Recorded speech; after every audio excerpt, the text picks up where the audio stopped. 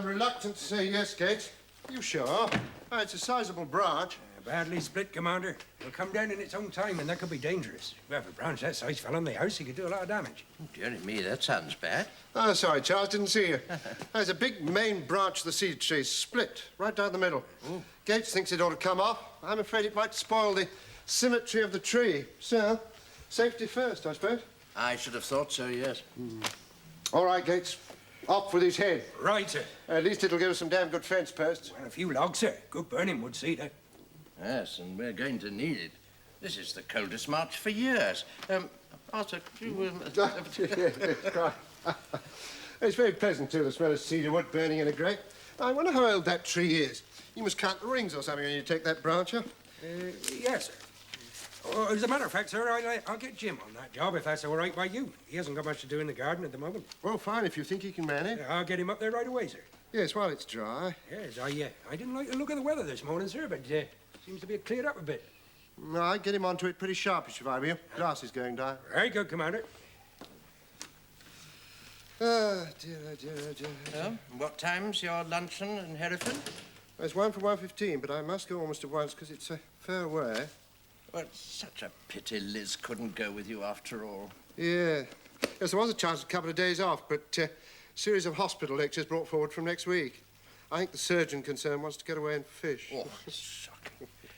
Well, in my opinion, your eldest daughter could be a considerable asset to you on the platform. She's not only very attractive, but she's intelligent enough to stand up to questioning from the press. Last time I discussed my political future with her, she said, I'll vote for you all right, Daddy, but with my tongue slightly in my cheek. Oh, because of Baldwin? No, she thought the old boy handled the abdication with tact and statesmanship. Then I asked her if it might be anything to do with this Welsh professor, chap who came down and bellyached about disarmament. She said, no, it wasn't grilling. It was working in a big London hospital. All that suffering and poverty she sees every day. Well, I hope you pointed out to her that the Socialists aren't the only party who are sorry for the poor. Oh, Charles, I did. I said to her, Mrs. Hedges and the like. They work their fingers to the bone, organising fêtes and bazaars, collecting money to send the poor children of Horbury on outings to the sea. True blue Tories to the gills. And what did she say to that? Nothing. Oh, except the old argument. They got nothing better to do. Well, there is a certain truth in that. I know. Don't you tell her so. No, No. Just because I'm her father, she mustn't support me against her political convictions. No. Actually, it might be worth it. If people could say, there's a good chap born, allows his children to think for themselves. Yes, absolutely. Anyway, I don't think you need worry in either case. As far as I can make out, the Holbury-Westcombe division is about the safest seat in the country. If you accept the candidature, you accept the seat. You know, Arthur, it's going to be rather fun having an MP in the family. I shall write letters to the Times as the father-in-law of the member for Holbury and get them published for a change. I would like to think I'd have that much influence over Geoffrey Dawson and his men, but I very much doubt it. Well, if I'm going, I suppose I'd better be on my way. Yeah. Must make a good impression on the agents, right? Apparently agents run these things from start to finish. Oh. So, if I am to stand a chance... Well, I should pull a little senior service on him. I hear he's only a captain in the territorials. All right. Well, I'll be back around tea time, all being well. Cheerio. Bye-bye, Arthur. I should never have got into this state. I thought I told you to clean this with the other tools and oil it.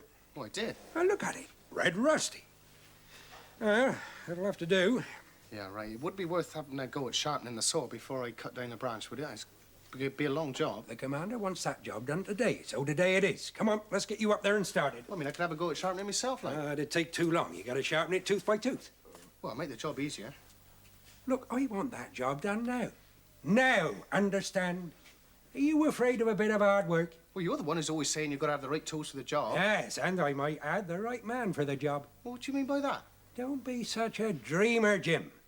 You waste a lot of time when you should be working, looking for things to do. I shouldn't need to do all your thinking for you. Right then. I'll get on with it. Right.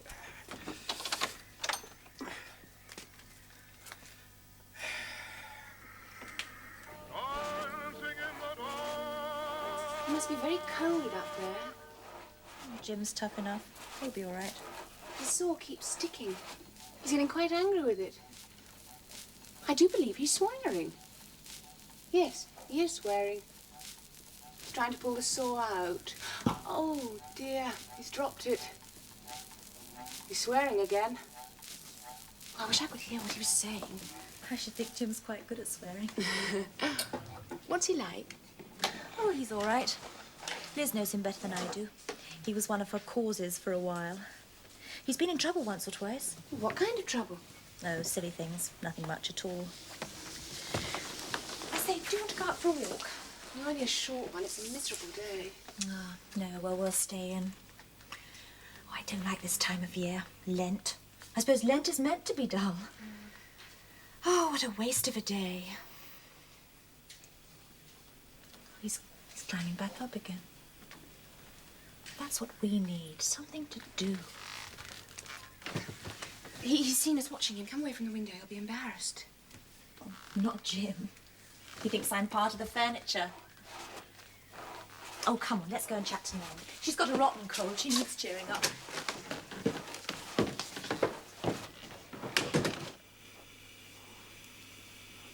You must be frozen, Jim. Why can't it wait? Oh, just the off chance it might fall on someone when they're standing underneath it or, you know, fall against the ice like. You wouldn't believe it when you're actually trying to saw it down. You're not quite way through it yet. Feel as though it could stay up there for another 100 years. Well, it's raining now. You can't carry on in the rain, can you? Oh, I don't mind a bit of rain. I'm sheltered up there. Yeah, well, it's time I got back to it. Thanks for the tea. All right. Huh? How's it going? Slow. That's saw. Yeah, well, you've only got yourself to blame for that. Well, it needs sharpening. You never told me to sharpen it. Get more elbow behind it. Position yourself better so that you can get your weight behind the saw. You're sitting on the wrong side. Oh, so you're watching me, are you? Being to feel like a monkey up a stick. Well, the cat fits. Only a joke, Jim. Well, I'll come up and do a spell myself when I've done the boiler. Yeah, all right.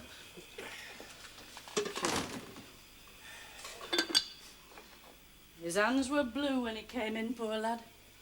Now you're asking him to get soaked. It's a bargain. Won't do him any harm. You do more good up there than messing about in the garage or taking joyrides on my motorbike. Oh, you do bear grudges, don't you? Give the lad a chance. Gets as many chances as I ever had. And if I catch him reading in the potting shed again, I'm going straight to the commander. I can work out in the rain, so can he. Isn't it dry in the boiler house these days, then? Just about time you started treating him with more consideration. All right, all right. Let me have my tea in peace. Hello, Nanny. How are you feeling? Oh, no, don't come too close.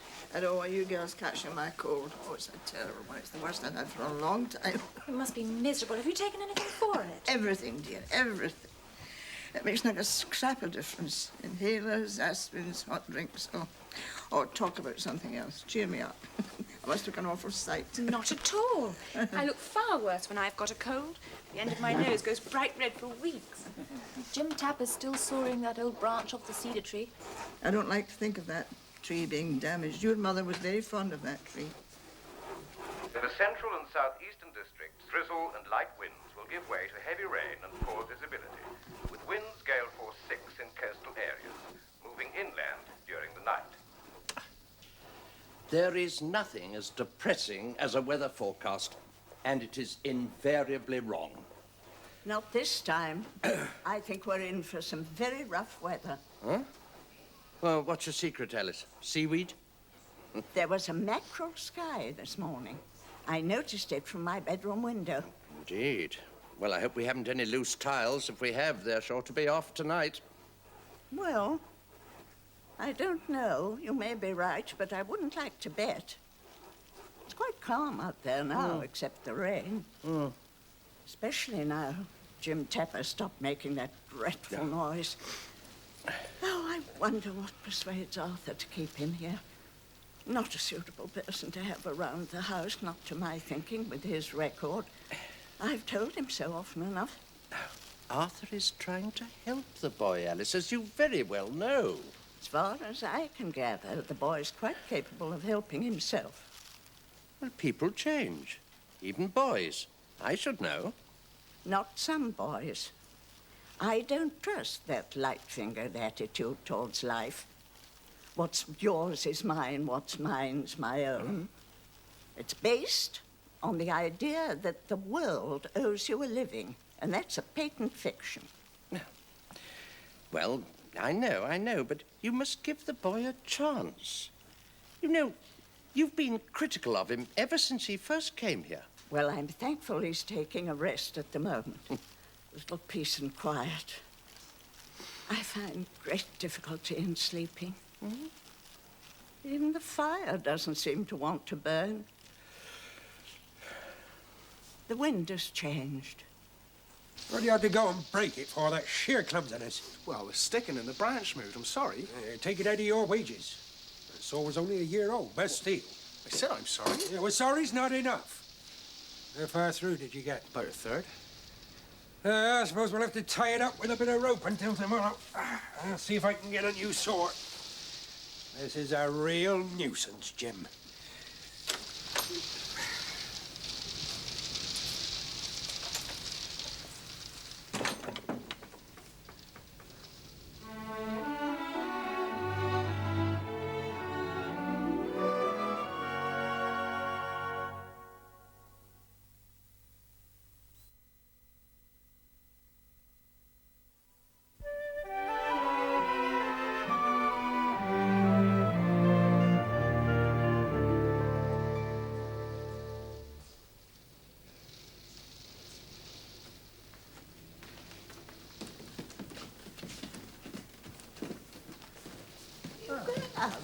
Well, we can't find anything else to do.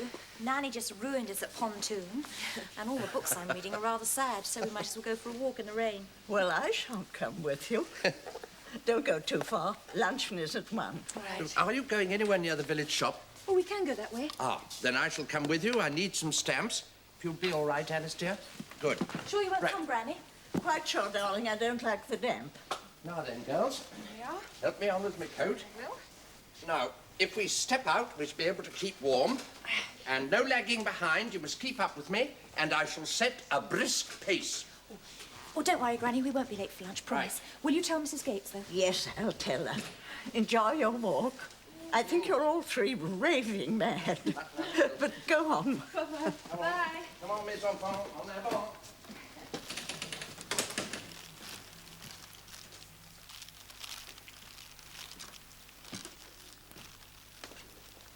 Oh, hello, Nanny. Oh, Betty Bourne. Are you feeling better? Oh, not so bad, thank you. Not so bad. The girls tell me you've destroyed them at cards. I must remember never to play bridge with you. Well, with the children, when it comes to a time for you to win, you win. I was needing cheering up. I don't know what they're doing with that cedar tree. Ropes all over the place. I think they're arranging to hang somebody. Oh, it's such a lovely old tree. I hope they're not going to spoil it. Oh. And how are you keeping now, Lady Bourne? Oh, very well, thank you, Nanny. Good. I was just on my way to ask Mrs. Gates for something special for my lunch. I fancied a bit of black pudding. She won't have that, so. Oh, you should have told the girls to bring you some from the village shop. They've gone for a walk with Mr. Ashley. That wee village shop never had anything as tasty as black pudding. Tins of beans and corned beef, yes, but black puddings, no. Well, that's one advantage of living in London. You only have to walk down Victoria Street to the Army and Navy stores for anything. Oh, I wouldn't care to live in London myself. I found it very changed. Oh, it is. It's very crowded and dreadfully noisy now. You know, Phyllis thinks I ought to come and live up at Larkfield. Yeah, she told me. What do you think I should do? Well, I think you should, Lady Bourne. Well, of course, I always look forward to coming up here. But I wouldn't want to be in the way. And I do value my independence. Well, you see, it's a matter of being practical, Lady Bourne. With none of us getting any younger. Yes. I suppose I shouldn't be living alone, not now. Perhaps it's rather silly, with Kate getting deaf and wanting to go back to her sister in Newcastle. I'm sure the commander would be glad if you did come here to live. He must worry about you. Perhaps he does sometimes. Maybe Phyllis could speak to him about the idea. That might be the best way to approach it. Of course, I'd contribute to the household funds. Naturally, I'd do whatever I could. Of course. Well, I'm sure it's the only sensible thing. You should not be in that flat in London alone, not in these times. Thank you, Nanny. You've been most helpful. Oh, I'd see them out in that. Oh, they'll be soaked. What a day to go and have a walk in. Oh, I better go and make sure there's plenty of hot water for baths for them when they do get back. Excuse me. Sure. Yeah, I'm soaked. I'm off home to get changed. Do you think that branch will hold? Yeah, it'll have to. We used all the rope we got. You know, I was just thinking, you know, if the wind comes round from the north, it could take it round the other way, like, you know, swing it round. There's not much wind about. It'll hold until the morning. Right, you better cut off home and get yourself dried out. There's not much we can do in the garden anyway. Go on, take the afternoon off. Well, it's always a seed potatoes. Look, I am not getting the blame for you catching a cold. I got enough explaining to do to the commander with that broken saw and all. Right, go on, do as you're told and get home to your mother. I'll see you in the morning. Yeah, all right.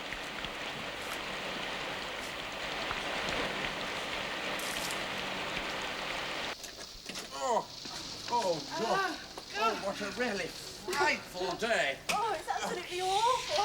I'm saturated. Absolutely awful. Oh. Don't say I didn't warn you.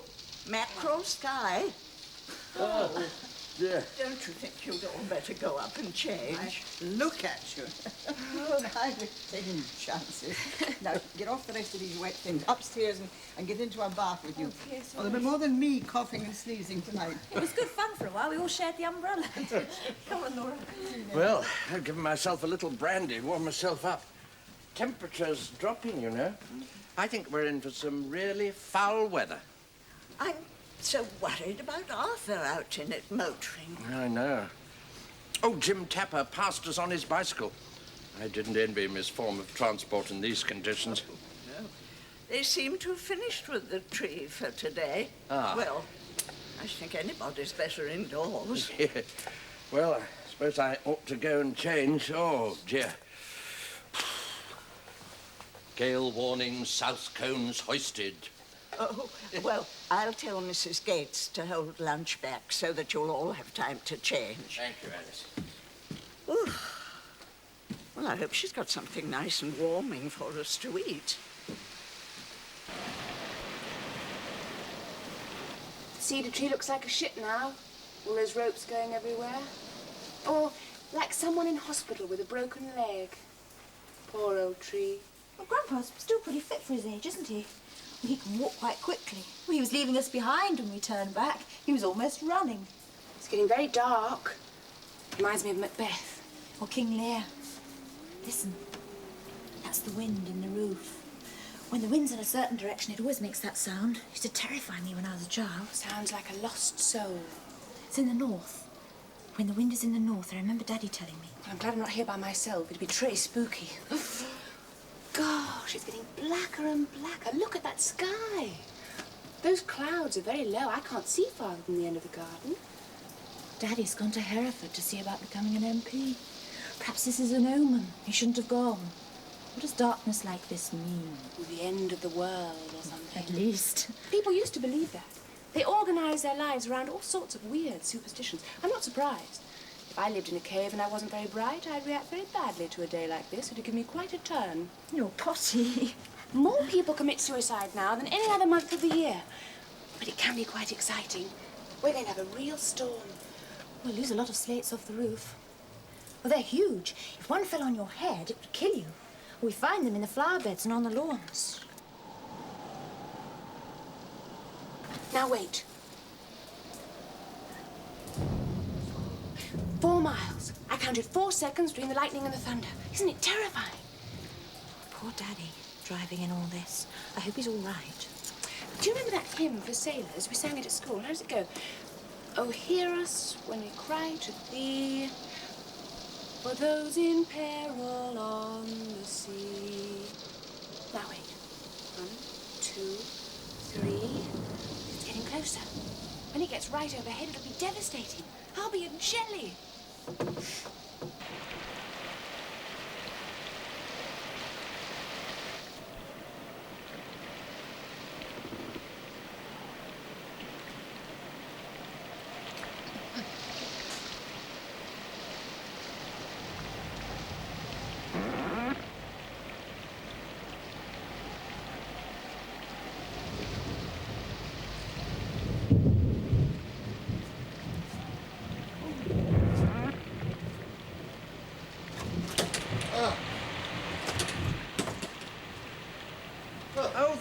are, Arthur. We've been quite worried about you. Oh, we were indeed.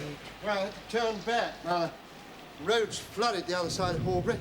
Absolute chaos. Oh, that's better. Well, I'll try and get on to the Conservative agent. I think I'd better ring the farm, see if it's all right. The cattle get very agitated in this weather. Hope they're all inside. No, I never realised that. Of course the animals must get very frightened. Darling, I haven't been. Oh. Floods. Where? The other side of Horbury. Would you tell Mrs. Gates I'll be in for lunch? I'm sure there'll be plenty. It's a damn nuisance, isn't it? All those people waiting to meet the new candidate. Oh, I can't be helped, Arthur. I don't suppose they'd all turn out. Most of them would have turned back, I expect, or didn't even attempt it, I think, wouldn't you? God help me, please. Mrs. Gates is in a terrible state. What? She's scared out of her wits. I think it's the thunder. Everything's boiling over in the kitchen. Shall I come? No, you stay there and play football, Laura. It's all right. No, it's ignorance. She'll be all right as soon as it passes over. I was at school with a girl like that. She was terrified of thunder. She'd hide under the bed, trembling with fear. Oh. I can't get through, because the lines must be down or something, so I have to go down by car. Now, will you tell Mrs. Gates to start lunch without me? I'll be back as soon as I can.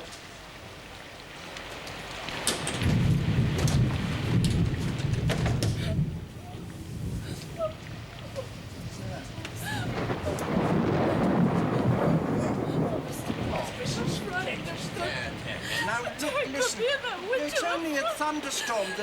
Mrs. Gates, listen, there's nothing to be frightened of now. Come on.